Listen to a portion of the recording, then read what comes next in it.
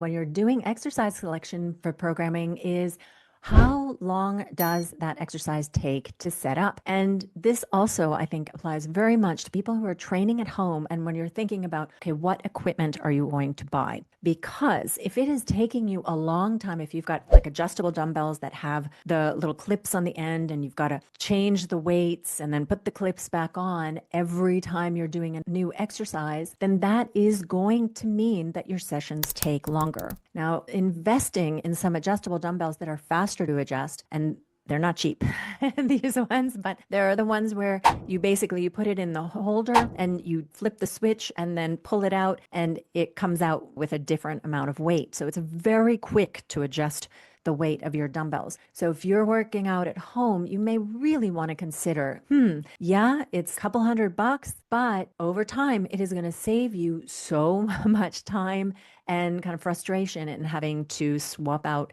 the weights on your dumbbells if you're doing the kind of manual adjusting type of dumbbells. So that's one place where you can think about the ease of a setup. Plus, when you have these kinds that are quickly adjustable, you can superset more easily. But when you're in the gym, you have so many options of how to do different exercises. And so, for example, I tend to really push towards using exercises that have a shorter setup time. For example, glute thrusts. You could do them on a Smith machine. You can do them with a barbell. You can do them on a glute thrust machine, or you can do them with dumbbells. So very many varieties, and they're essentially working your glutes in the exact same way. Now, what is the fastest one to get up and running on? Well, a glute thrust machine. And even better if you have a glute thrust machine where you have a pin on the weight stack rather than actually having to load the weights manually yourself. So that's another way that you can really speed it up.